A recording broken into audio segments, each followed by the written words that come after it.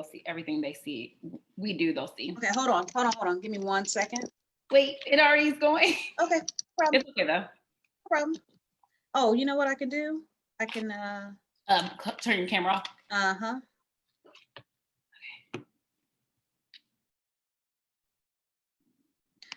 Wait, why am I not?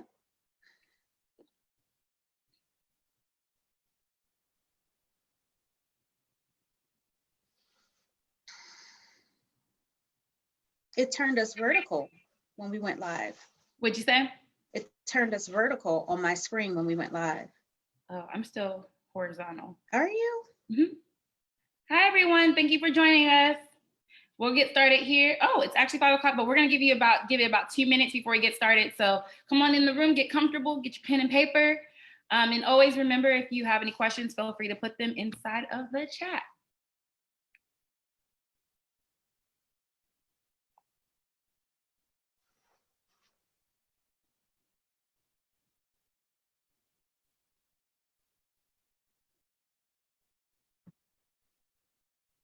Hi, Sister Troy.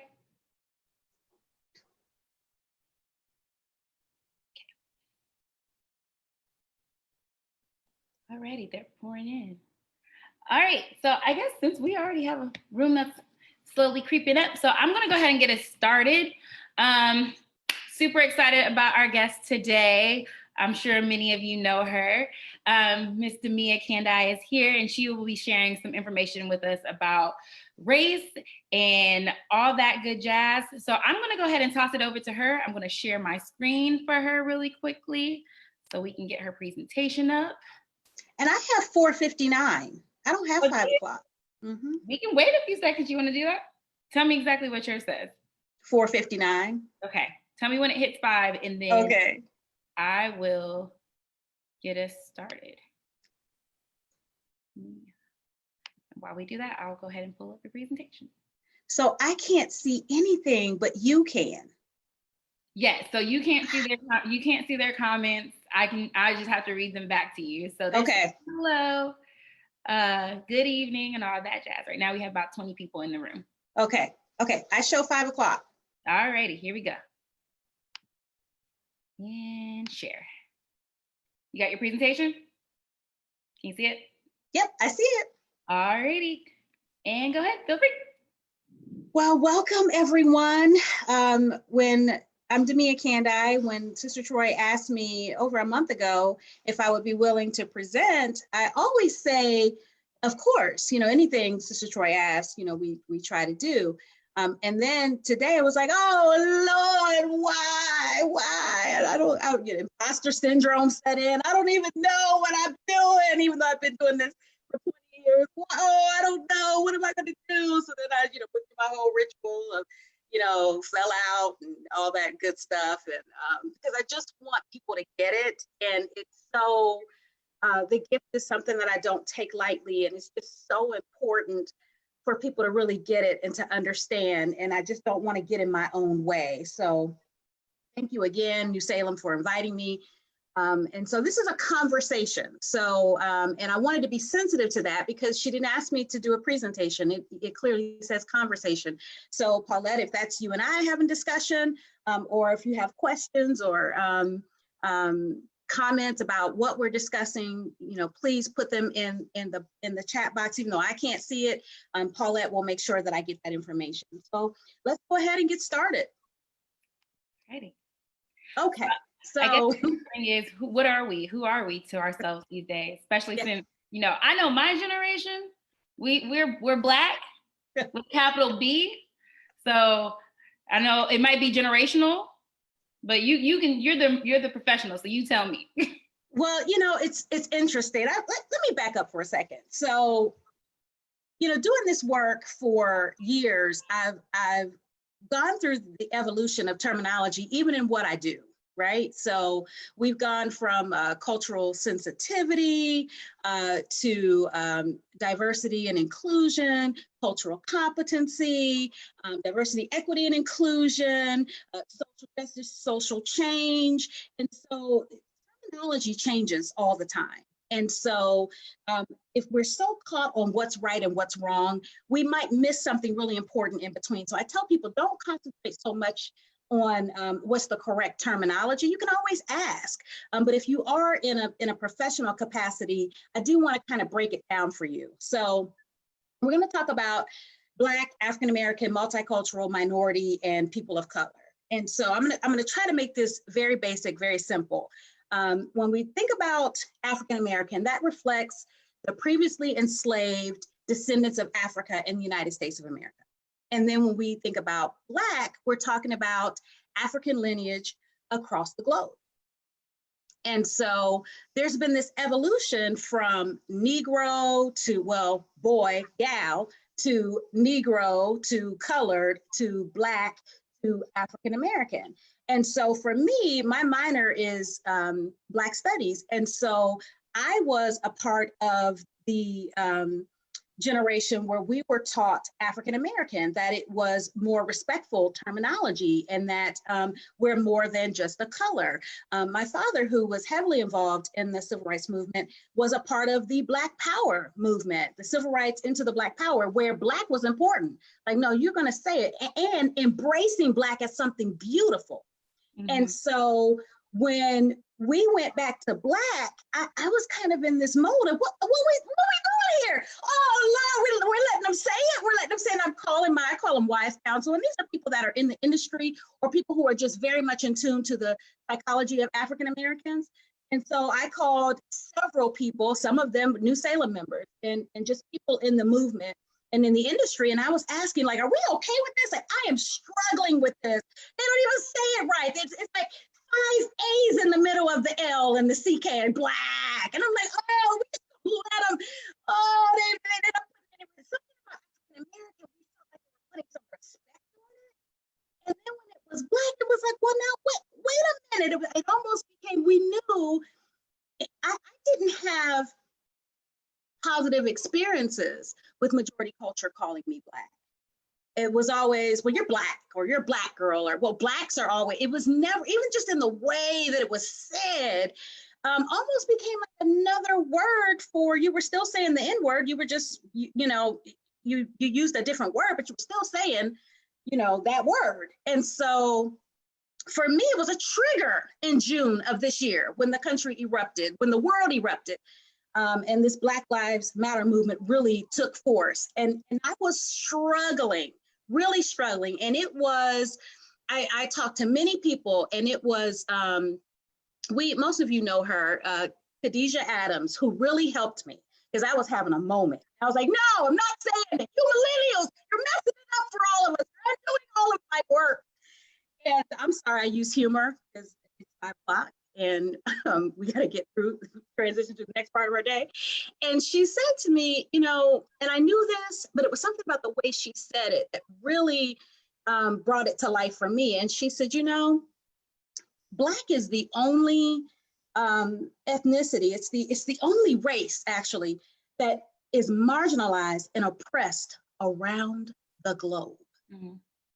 And if someone comes to America of Jamaican descent, they are not, when you say African American, that is the previously enslaved in America. They weren't, their ancestors weren't enslaved in America. They were enslaved in Jamaica. But when you say African American, where do I fit in with that? And so Black encompasses the diaspora, that African lineage across the globe. Yeah. And so it was so freeing for me. So for the rest of you that are in my generation that are struggling with that Black, or we letting them say it, and there's power in it, and it's important, and it's a distinction. And we'll talk a little bit more about that distinction and why it's important to say Black. So I also want to talk about multicultural and minority.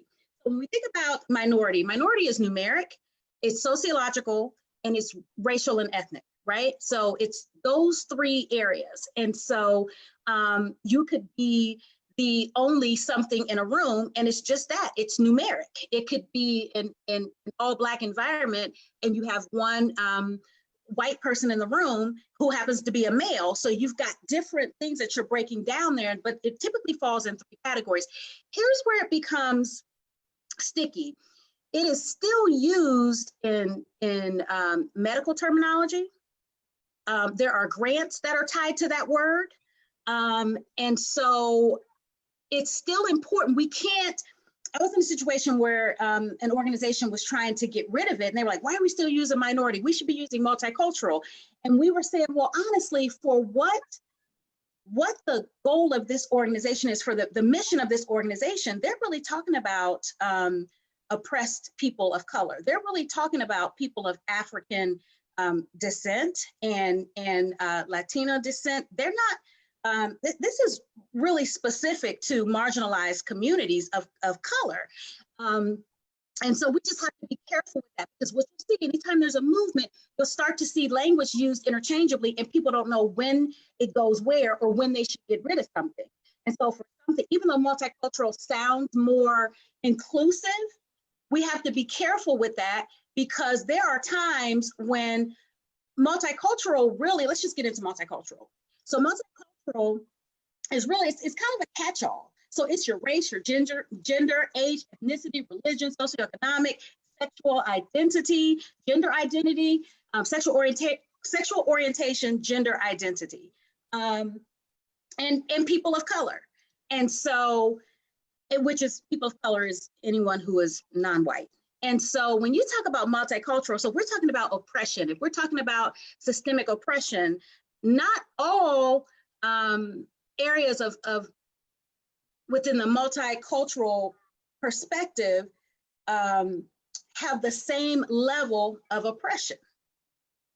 Are there any questions before we move on?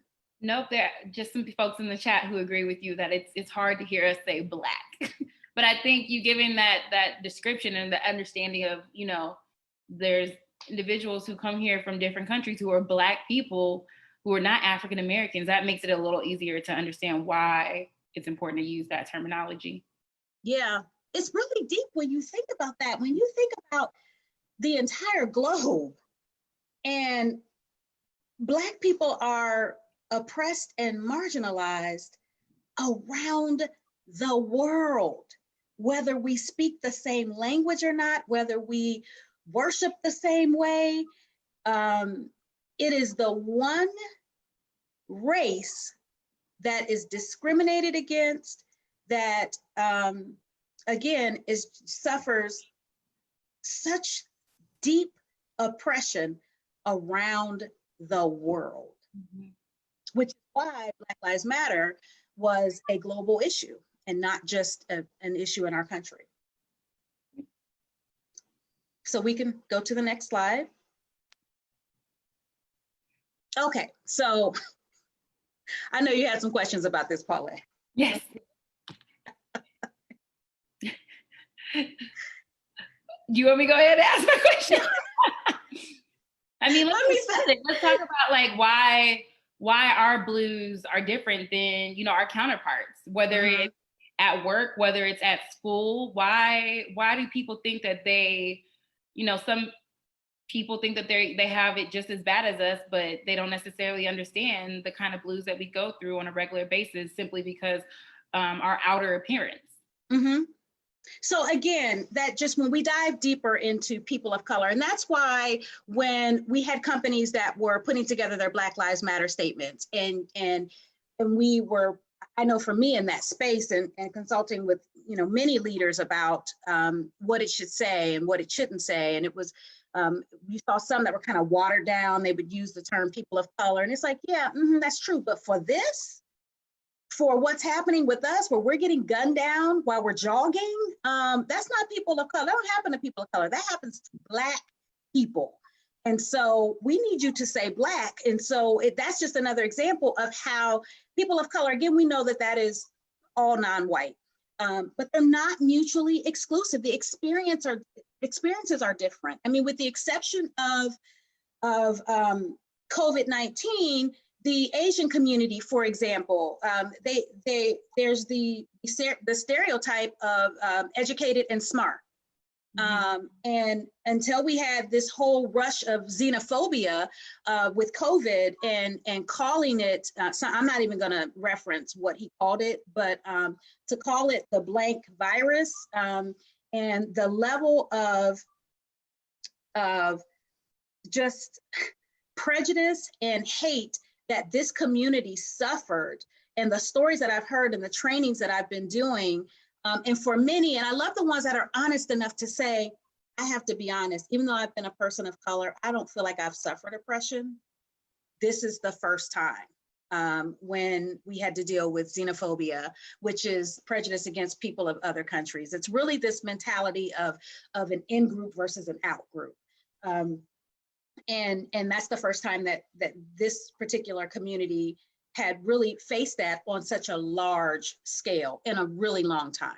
And Ms. Demia, when you think about those situations, it's like you said, it's xenophobia. It's caused by something else. So that oppression was caused by a virus and people being afraid because of their race, right?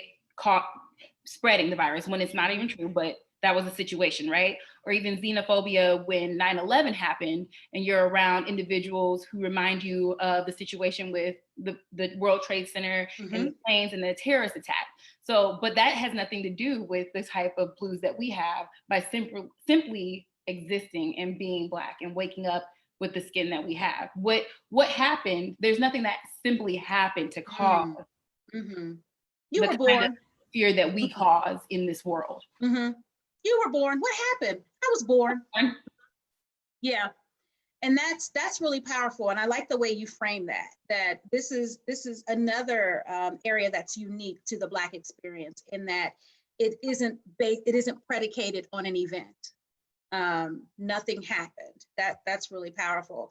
You know, I do want to say this. I read somewhere, Equity Tool is really one of my go-tos when it has been for years when I'm looking at the frameworks for equity and inclusion.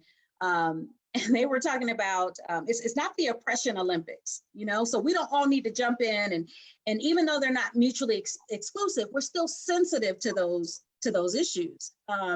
And so we recognize, even, you know, some places you were seeing Black Lives Matter, Brown Lives Matter, that the Latinx experience is similar to the Black experience, but there are still times when, unless you speak, unless you share that information, that people don't know your origin. But I do want to talk a little bit about, while we're talking about this oppression, unless there's questions, if there's questions in the...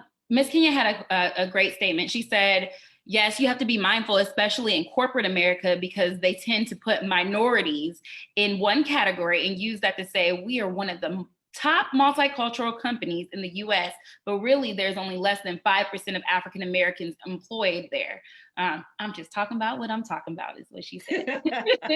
Yeah, and that's true. And so when you look at the history of systemic oppression, and you have to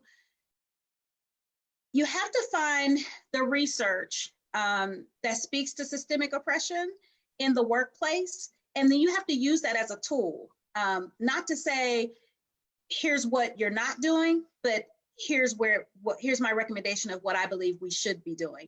This is the best practice, because that's going to happen. And so this has been a whirlwind for some companies that were like, I thought we were diverse. I thought we were inclusive.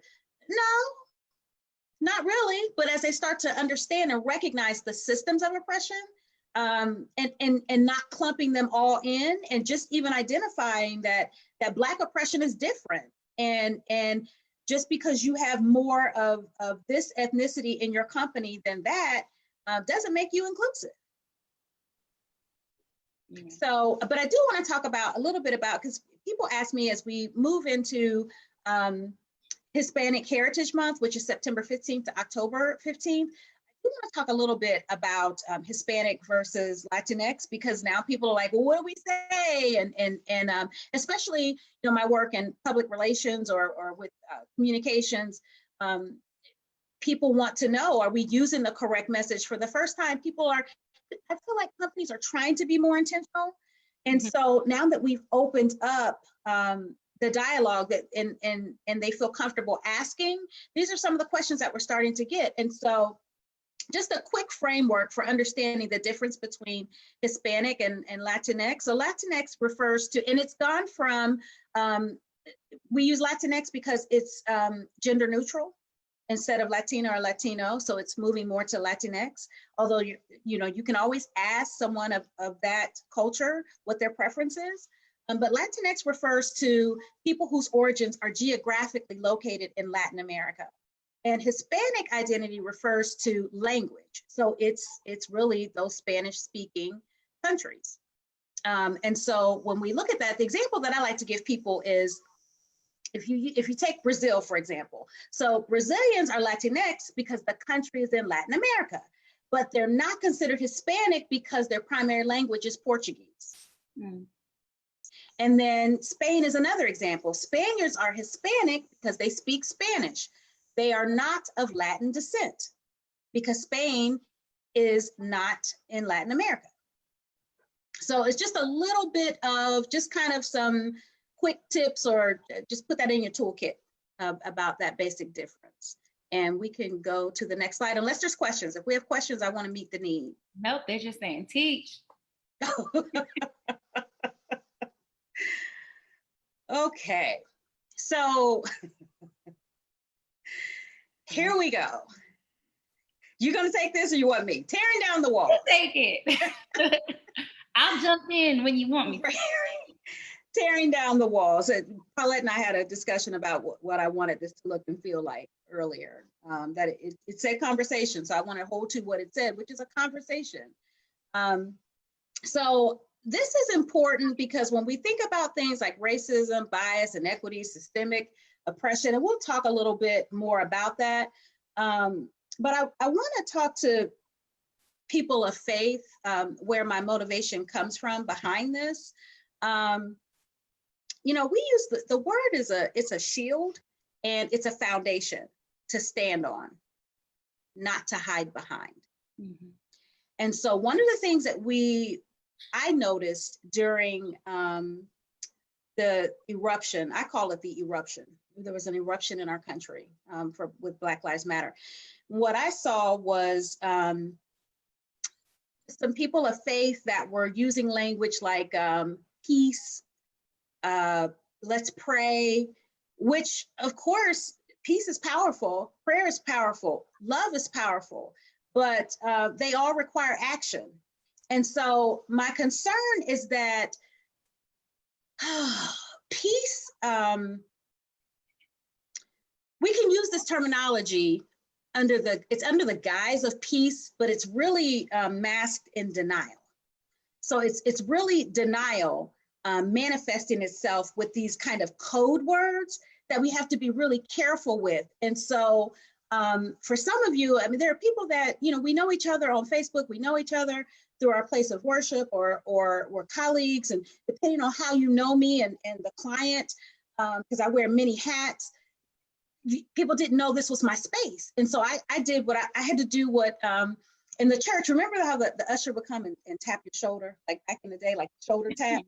I found myself, I spent a month until I finally had to practice self-care, shoulder tapping Black people.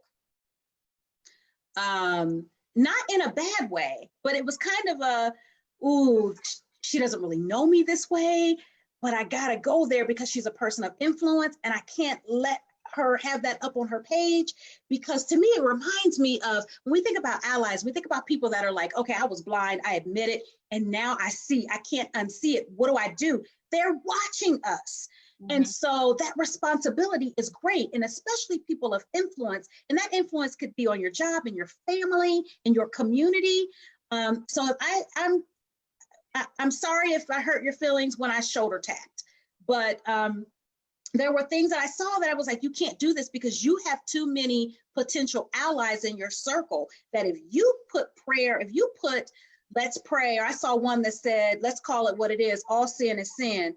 Yeah, all sin is sin, but we believe in a bullseye prayer, right? If my child harms their arm, I'm not saying, Lord, heal. I'm saying, Lord, I commit this arm to you in the name of Jesus. You know, I'm going there. I'm being very specific with my prayer.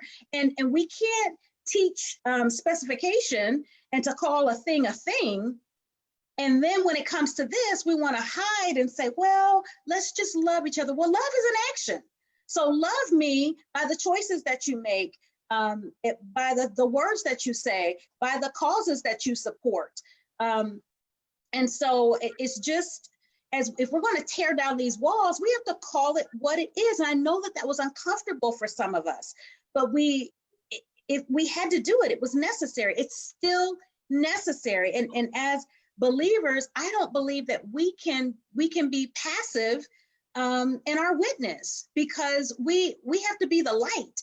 And sometimes the light is to enlighten and to bring forth education and knowledge. And so if you have the word, if you have something powerful to say, then you have a responsibility to say it. And if you don't, you have a responsibility to be quiet. Amen. Because, okay, I got to say it. Representation does not mean specialization. So just because you represent this community does not mean you are the specialist in this community. And sometimes you got to know when to tap out. Mm-hmm. You got to know when to say, ooh, I don't have this one. And it got to a point, I was sending people to pages to other people's sites that I knew, because I couldn't do it all myself. But we have to be careful, because I know you have a Black experience. I know you have an experience that is unique to you, and that is still not unique in the collective. And I know you have opinions, even though I don't use that word. I don't believe in opinions. I believe in assessments that are based on analysis and recommendations and logic and thought. But that's a different story for a different day. But if you have a particular assessment, you have looked at this and you have come to this conclusion through careful analysis, and you want to share that, it's your story, it's your page, you can do what you want. But during that time, it was like some of the people that I was able to talk to, it's like a baby in Christ. Mm-hmm. And when they come into how we teach each other, be careful, go at a slower pace. For the first time, I've been doing this work for 20 years. And when I tell you it felt different, that the ground was fertile. So every seed needed to be important because the ground was fertile. So if you were planting garbage, that was growing somewhere. And if you're not the expert, not that any of us are, because cultural competency is a continuum, but you be quiet or share somebody else's page, because there was a lot of damage that I was like, or doing the shoulder tap. Hey, I didn't mean it like that, but and I don't mean any harm. And I can't see the chat, so I don't know what is happening. They're saying yes. They're feeling everything that you're saying, as am I. So I totally feel you on that. When we talk about responsibility, since this is a part of our church family, I can speak that language and be free in that. There's a responsibility with our light. Mm-hmm. And so and there's a responsibility to be the light. And that doesn't mean that you don't express your frustration, your hurt, but we still have to be the light. But that does not mean that we hide behind the blanket of let's pray, love is, let's just show love and peace. Mm-hmm. Peace is a dog whistling word right now. I think it's this is very relevant, because I saw a post from another believer, and she was talking about other believers and other Christians, and they who are our counterparts, who are not people of color, Black people with a capital B, and they basically were, like you said, hiding behind peace and let's pray, and people are out there doing wrong and tearing down stuff, and she said, I think we're missing one of the main things that Jesus told us not to do. Thou shalt not kill. So let's as Christians, let's focus on that piece as well, right? It's a basic principle. Yes. We can't focus on one piece of the Bible as a believer and leave out another piece just because we want to focus on what makes us feel good about ourselves. Right. Absolutely. Harming our brothers and sisters on the other hand. Okay, I'm done. Yeah. No. That's good word. And so, and I don't say this with judgment. And if I did, I'm sorry, because I did not mean it with judgment. I meant it with, this is a new place. And if you are conflict avoidant in your life, if you to see the whole country in conflict and you're not comfortable with conflict is painful. And I acknowledge that. But we just have to be careful with what we say, because there's so many words that don't mean what they really mean. So you have to be careful with the language that you use, if that makes sense. Miss Demia. Okay. So Jory said that she completely agrees with you, but she wants to know, how do we have those direct convos with non-Black believers that directly addresses the issue of race? Do you have any suggestions on how to ease into those conversations and directly, have those conversations?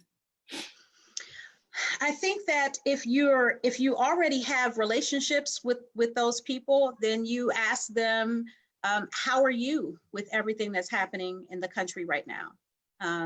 I like a scaffold approach. So you can start with that foundation and then ask more clarifying questions and build on that. How are you with everything that's happening in the country? Because that's broad, but you also know. In the country means COVID or Black Lives Matter. And then you can also ask another question.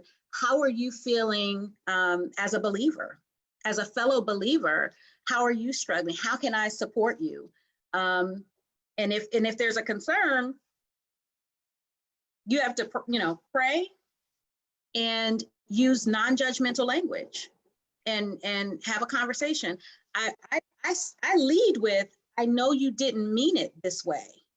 I love who you are. I love your commitment to such and such.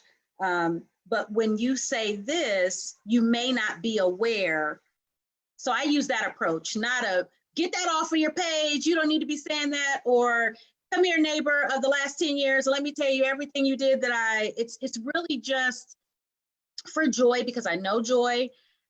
You're going to have those conversations like you would any other conversation, because it's not deep. It's not deep. And if we're not having them, that falls on us, not them, because they don't know how to have them. So we just have to create an environment where they're comfortable. So something as simple as, how are you handling everything in the country?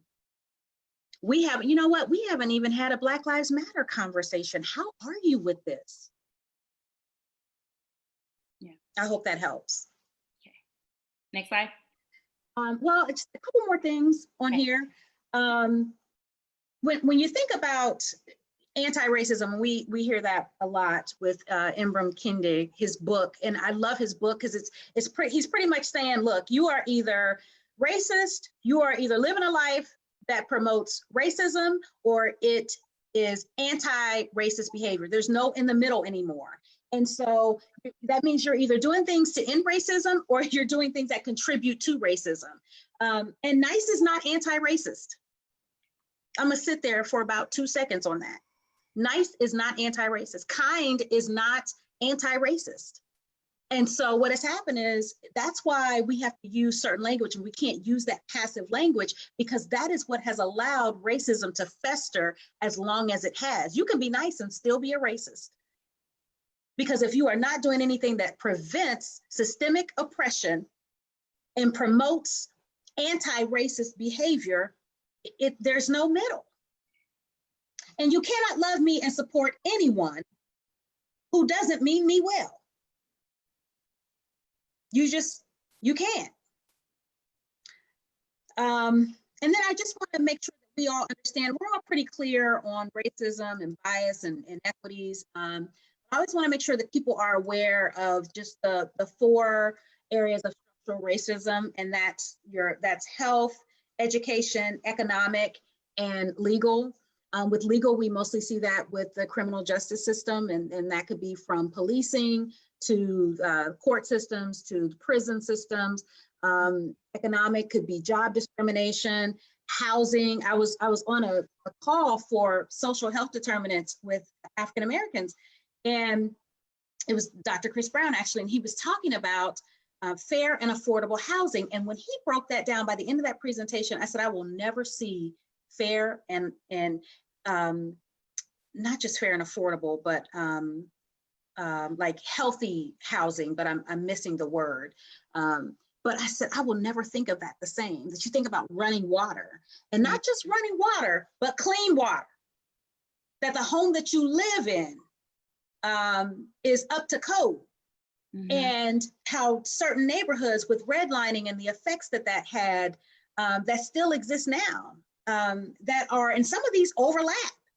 And there's education. So, and in education, we have, the opportunity gaps. They don't say achievement gaps anymore. So opportunity gaps, academically, discipline.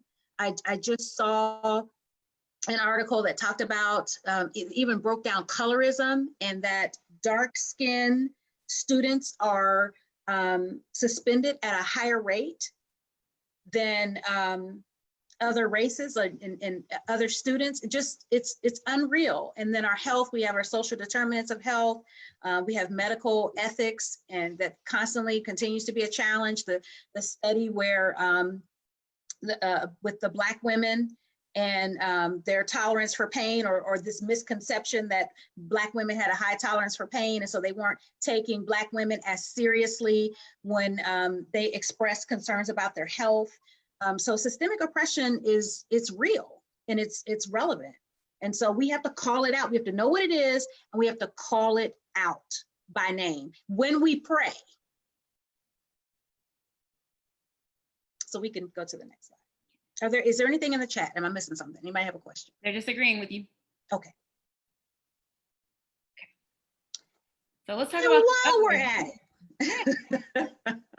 Educate us on everything. Go ahead. So I just want to, if we care so much, we want to be so diverse, and we want everyone to understand the plight of our community, and it's important, and they should, because nobody else has a plight like this, and I will not minimize that. But we also need to be sensitive to other areas as well. We cannot ask people to be open and to understand us if we're not willing to understand others. So when we talk about cultural diversity, or I want to talk a little bit about sensitivity, and just with the movement, as it's now these millennials got us saying Black again, with a capital B.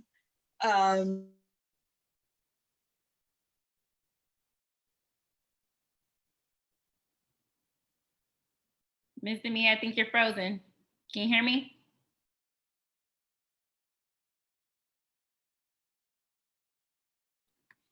Hold on, everyone.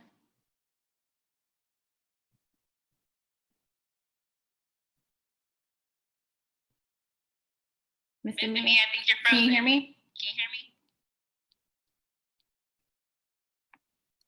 All right, hey guys. Having some technical difficulties, but give us a few seconds. Might be a Wi-Fi issue. Not too sure.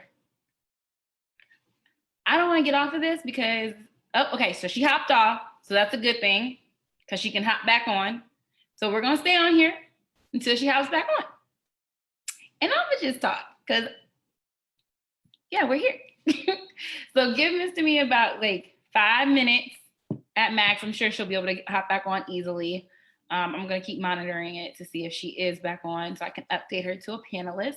But while we are waiting, feel free to drop your questions in the chat, or converse amongst yourselves about these topics that we've been hitting, because they are heavy, but they are very important, especially in this current time. And then as soon as she hops back in, we'll go ahead and touch base on gender identity and all the other 2 topics, just because simply those are our allies as well. So we can't expect them to support us in our movement if we're not supporting them as well. So give us a few seconds. I don't want to X out, but I'm sure she will hop back on in just a second. So stand by. I'm reading the chat. Go ahead and put your things in there. Thank you guys for being patient and understanding. If you have any questions, feel free to drop them in the chat, and we'll get started as soon as Miss Demia hops back on. This is going to be a few seconds. So, okay, here she comes. Give me 2 seconds so I can update her to the panelists. All right, that should do it. Did I do it? Okay, unmute yourself.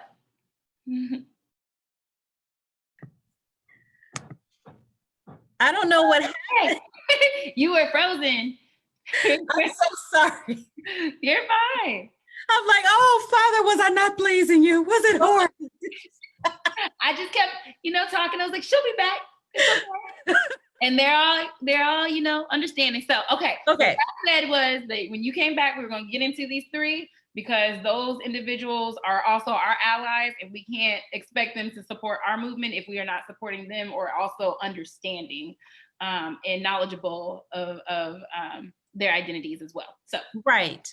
So I think we were talking about, so for the LGBTQIA plus community, and just being conscious of gender identity and preferred pronouns, that you'll start to see that more, and it is how someone identifies. And so you'll see language that, or you'll hear people say female presenting, meaning they look like a female.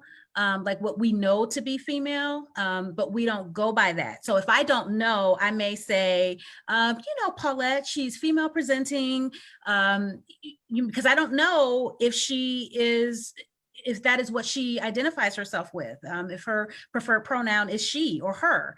And so this is where we are, and this is what inclusion looks like. And so and we have to stop with our language. We have to stop with I hear all those alphabet, those alphabet people, it's all the alphabet, they're using every alphabet, and that, and it's like, you can kind of tell, because what I love about millennials and the generations beneath that are younger than millennials, they don't play that. Like, they are so inclusive, it's disrespectful, and it's not even about tolerance, it's inclusion, and they're already there. And there's so much that I want to say about this, but I'll take it slowly. So we just have to be careful with that. We have to be careful with our microaggressions, phrases like, oh, that's gay, that people have used. And we have, when you're dealing with, what I love about the faith-based community is that you have all generations represented. And so even though some of us are like, well, duh, we all know that, not everyone on this call knows that. Because if you retired 10 years ago and you're only talking to people who think like you may not be aware of where the world is now. And you might think that you're sensitive, culturally sensitive, and you may not be. And so I want to talk about that a little bit. I also want to make sure that when we talk about, I hear people say, people can love who they want to love, it doesn't matter to me, love it. And I'm like, no matter to me is coded language. It's anti-inclusive language. And it's laced in bias and prejudice that speaks to an us mentality. So there's never going to be a time, I don't need you to say, Demia, you are a great person, no matter what you believe, or you're a great, like, just leave, if I'm great, I'm great. Leave it right there. If you love me, you love me. Leave it right there. That no matter, strike that from your vocabulary. Be careful with that. Even in your speaking, even in your, well, the Lord commissions us to love everyone. And so because of that, it doesn't matter what stop saying it doesn't matter, because it actually does. Mm-hmm. So when you say it doesn't matter, what it says is, it doesn't matter that I have an issue with you. I still know that I'm supposed to like you. Mm-hmm. I still know that I'm supposed to embrace you. And so we just have to watch that language. When I see people say no matter, I saw this a lot in June from, allies in multiple phases of their allyship. And I had to, tap shoulders for no matter. You know, I love everyone, no matter their race. And I'm like, ooh, flag on the play, penalty marker down, 5 yards. Just in my head, when I see that, it's like this little yellow penalty flag. It's like, ooh, or I call it, you know, like a little bone just leaks out of the closet. Like you just whoop, bleep, bleep, you just drop the bone, tells me how you really feel. So let's just work on striking that language. If we love, we love. Differently abled. We don't really say even disabled. We really say differently abled now. There is never going to be a time where we're using the R word. That's RETARDED. We're not using that word anymore. You're not going to ever see that. If your friends use that, you can't go off if somebody's using the N word and your family's dropping the R word. And I'm guilty of it myself. I have had people that I care about who have used that word, and every time they do, it's like I can feel it in my gut, but I don't say anything. I didn't. And I finally had to change that. But it's really because they don't know. So while we want to be woke, wokety woke, you don't get to pick what you're woke about. If you're going to be sensitive and conscious and really on this continuum of cultural competency and diversity and inclusion and equity, then you have to meet people where they are and embrace them, not just accept them. I don't want to be accepted. I don't want to be tolerated. To me, I tolerate you. What? I want to be embraced. So that's another one. So we're not using that. We really don't use handicapped anymore. It's disabled, but really it's differently abled. If you're not going to say differently abled, then you say disabled, but the preference is still differently able, but not at all handicapped, and for sure not the R word. And then we don't say illegal for new Americans or immigrants that are trying to make this their home. We say undocumented. And so that's just a few of them. And if we're honest, you know, I say all the time, I started noticing this trend about 4 years ago in my workshops where I was like, this is interesting. The oppressed have become oppressors. Oh, Sister Troy's not having me back. She's like, Demia's crossing the line. Actually, the chat is asking for a part 2, like a whole bunch, and she's agreeing. So I was going to throw it out there later, but I would like the part 2 to be about what we discussed earlier, but that's neither here nor there. That's a whole other thing. That's a part 2. It is. Say it at the end. Just the dynamic of Black male, Black female, and the that patriarchy still exists, but that's a whole thing. So, but part 2. But as we think about this, I did find that there was a point in my trainings where I was like, there are people in my trainings used to be like, "Ooh, I'm so glad it's another one of us." That by the end of the trainings was like, "Oh, I lost them," because I had to confront things that if I'm oppressed, I'm so in my own world that I'm not even realizing that there's levels to that. So I'm going to give you an example.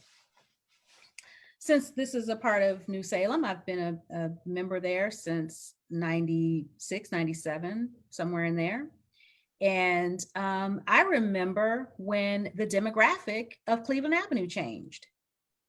And I don't remember, and I'm saying that because I don't live near there. So it really isn't a story about New Salem. It's just, I noticed it as I was driving to New Salem. It's in that area. And so when we had our increase in early 2000s, when we had our increase in the Somali population and the African diaspora had really just taken off, and at least in Central Ohio, and someone who's born and raised here, I was seeing people from other countries that I hadn't seen before. We were not all excited, if we're honest, and when the LGBTQIA plus community really started to advocate and really started to fight for their rights. We had jokes about why they got that name or what is this? We weren't as sensitive as I believe we could have been. And so now this is our time to, you don't get to not know the language. You don't get to not study up on, when I say know the language, I don't mean a different language like English or Arabic. I mean, you don't get to not know what is culturally sensitive and what is acceptable and what is unacceptable. We don't get to make fun of or talk about people's driving in a certain demographic of a certain section of a city, and we do it. But we don't realize that we are treating new Americans the way that majority culture has treated us. Because when something is new, we're still trying to figure it out. Or when they're saying, well, if she still presents as a female, I'm calling her female. I don't care what she, or we're saying, well, you're gay, but you're feminine. You're so feminine. And we're committing microaggressions, or we're using microaggressions, and we don't realize it. So just while we're at it, while we're woke and, power to the people. The people's a collective. So let's just remember that. Did I lose everybody? Everybody's gone. Everyone left the chat. We're still here. They're annoyed. I'm sorry. Where do we go from here? Okay. Next steps, what's important for us as people? Yeah. So number one, you vote. Yeah, you vote. You register to vote and you make sure that you vote. Yeah. And number two, you vote. You vote. Yeah. And number three, you vote. You get your friends to tell their friends to vote. Yes. Your other friends don't have a car. You put a mask on and you drive them to the polls. Yes. Yes. So you have to do that. Although I must say, because there are people, there were people in the movement who the only thing they could say is, you protesting, but are you going to vote? And I'm like, wait, we're not negating. They needed to do that. And now we need to do this. It's a baton. Now this is what's our leg now? What we running now? Okay. So it's still a race. And so this is the next leg of the race is we vote, but the race still continues. Because what's going to happen is the issues don't change. I mean, the Lord can use anything for his glory. And so one of the things that we have seen is that something needed to be exposed in order for something to be revealed. And we've seen that. We've seen that. And a certain person was a part of that. But now it also shined a light. How many on this Zoom Live or Facebook Live, you saw people in different light when Black Lives Matter erupted. And you saw who your real allies were. And you saw people that my children had, teachers, former teachers. They were like, oh, Miss So-and-so, I got to unfriend. Oh, Mr. So-and-so. It was like that reckoning, right? And so I'm saying that they're not in office. They're still, when that is over, racism won't end. This person just made it loud and gave it permission. But didn't you want to know it was that we knew it was there, but we didn't know the level, the degree, and who. And now we know all that. So that responsibility of how we move forward is on us. So we vote and we support anti-racist organizations. We do our part. We read, we stay knowledgeable and educated. We identify inequities and we hold companies and organizations accountable. I'm not even going to mention Starbucks. I'm not even going to raise it on this call. We buy Black with a capital B. So it has to be economic. It has to be our really. You go back to those 4 systems, structural systems of oppression, and you tackle each one. And you have to go back to your communities, and you have to, when you see an inequity, you have to identify it and have a solution. Have a solution. And I'll one of the things that I'll close with, this is so interesting to me. Well, number 4, and the last one is self-care. You practice self-care. And when it's too much, you back off, because you can only do what you can do. And you yourself are not the voice for all of us. And when you need to take a break, when you need to not watch the videos and watch the news, then you step away and you do that. But the one thing that we had an experience during the Black Lives Matter, where my daughter's a dancer in New York, and the leadership of Joffrey Ballet reached out to her, and they saw her post about the inequities in dance and the racism in dance. And so they asked her what they could do, and they wanted to talk to her. They wanted to schedule a call with her. And so she came to me and she was like, Mom, and I said, you know what, baby? I said, don't ever go to the table without something to say. So if you get a seat at that table, make sure you have something to say. Mm-hmm. And I said, you think about it. You identified an inequity, prepare a strategy. And I thought, because I'm Olivia Pope, that we were going to sit down and have it. She came to me 2 days later. We had a great conversation. What do you mean you had a great conversation? She was like, yeah, I talked to them and da-da-da-da. And I cannot believe this. I overheard my daughter, she's here now doing remote instruction.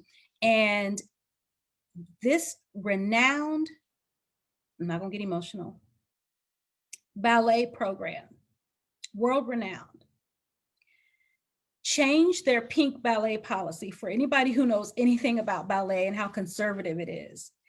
And because of Kennedy's recommendation, for the first time ever, and they have students all over the world, those students can wear tights that match their skin color, because the pink in the tights and the shoes is supposed to reflect the clean lines and to match her skin.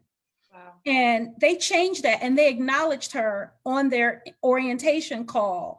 And I said, Kennedy, do you know that 20 years from now, there will be students of color in that class that will get to feel and see their own clean lines because of a recommendation that you made at 19 years old. They won't even know you're the reason why. That's your legacy, baby. So all of us have that same opportunity. So I leave you with this. Where do we go from here? You create your own legacy of how you affected racism, how you changed systems of oppression. What is your story? What is your legacy of how you dismantled racism in your life, in your job, in your community?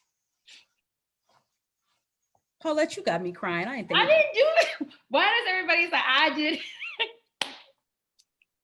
Kennedy got you crying. I'm done with her. She gone. She ain't even watching. She out there somewhere.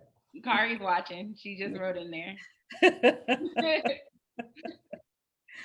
So that's all. If there are any questions, we have a couple minutes, I believe. No, the only question is, can we please get a part 2? And I'm gonna just go ahead.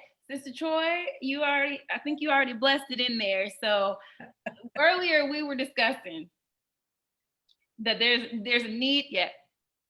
Oh, hold on one second. I gotta scroll back up. Give me a second. Okay. Sister Troy asked, the women did a Black Lives Matter march, and now we hear nothing. What would you suggest next steps be for that? Strategy. There has to be something next. So there needs to be strategy. So we need to look at the list. I would identify areas of inequity, and I would pick one. I like to start small and build out. Mm-hmm. Or depending on how large the group is, then you find those. Let's say there are 5 areas of inequity that we want to focus on, and I would map those out by 5. Have like a champion for each one, or a leader, project lead for each one. Have groups within that with SMART goals, and I mean that's just, to me, that's the only way I know how to function, is you have to identify. I think that was great. That was important. But I think now you look at strategy, and if nothing else, you find one, you tackle one at a time.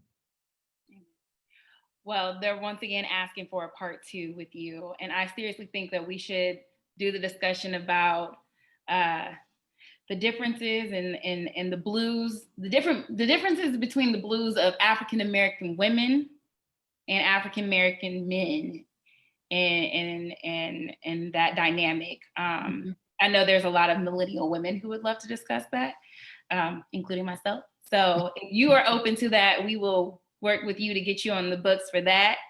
But I highly suggest everyone, please, this screen that you see on your screen right now, please screenshot it.